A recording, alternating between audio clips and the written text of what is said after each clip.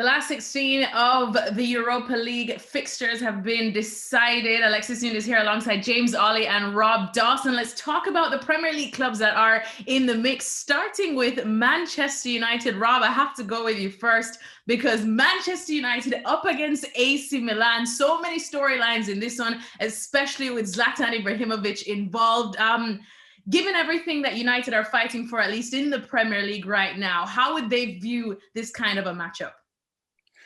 Yeah, well, I mean, Ole Gunnar Solskjaer certainly wants to win a trophy as United manager, and he wants to win the Europa League. And they would probably have hoped for an easier draw in the last 16 than AC Milan. There were plenty of other teams probably in that draw that they would rather have faced. That said, they will back themselves to win that tie. I mean, Milan are going well in Serie A. I think they're second, but their form has dipped a little bit since the turn of the year. So United will fancy their chances, but again, it's a tough tie. And there were plenty of other teams in that draw that Ole Gunnar Solskjaer would have preferred, I imagine.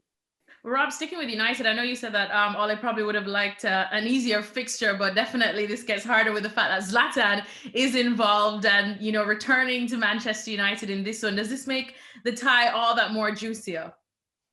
It does. You know, it's obviously going to be the main talking point ahead of the game. You know, beyond that, he's the player that Ole Gunnar Solskjaer is going to be particularly wary of because he's AC Milan's talisman.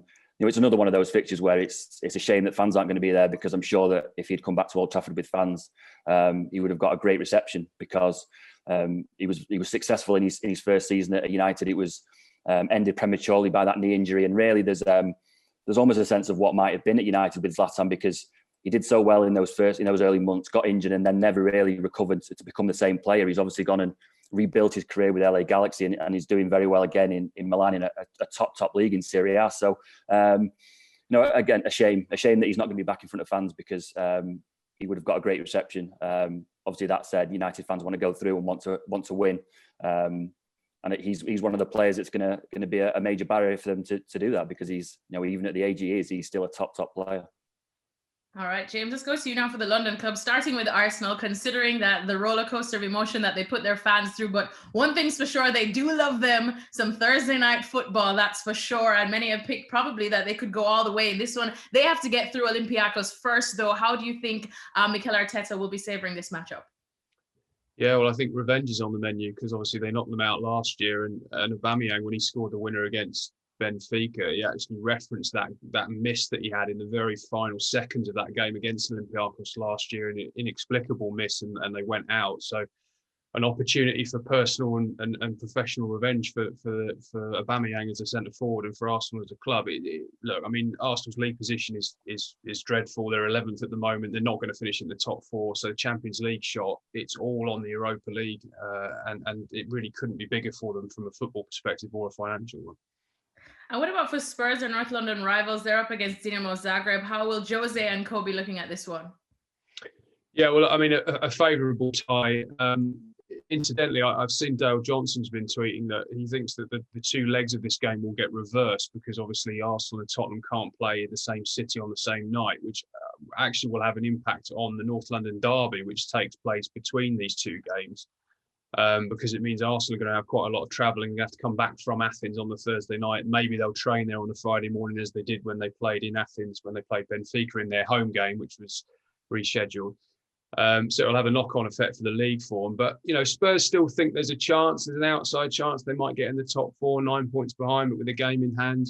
And they've put in a lot into this competition already. They've played about 360 matches to get this far. They've played all of the qualifying games, and they've got, you know, games every midweek between now and the end of the season. So they've already invested a lot in this, and I think this will be a presentable draw for them to continue that run and keep the momentum going for the rest of the season. And I do say, Rob, that Arsenal definitely love them some Europa League football. But at the end of the Europa League, I mean, say what you want about it, it's still a trophy, and it's still a European trophy, one that Jose Mourinho knows how to win, as he's won it with Manchester United. Do you think Jose now, given everything going on with Spurs in the league, would probably prioritise this? Yeah, I mean, I think there's probably a little bit of a contrast between United and Arsenal and Spurs, in that Arsenal and Spurs are probably looking at the Europa League as a way into the Champions League, whereas United will hope to finish in the top four, and certainly should do from from this point. And obviously, I covered Jose when he was in charge of United in 2017, when they were in a similar position. They looked like they weren't going to make the top four, and very, very quickly, Jose decided to prioritise the Europa League. He picked weakened teams for Premier League games and focused all his energy on the Europa League, and went on and won the tournament and qualified for the Champions League. So, as far as that goes, he knows exactly what he's doing. He's been there before. I know he's not always been particularly complimentary about the Europa League. He obviously sees himself as a Champions League manager, but he's not beneath going and winning that tournament if it's a way back into the Champions League. And James, what about you? Of the three Premier League managers there, who do you think will be prioritising this the most?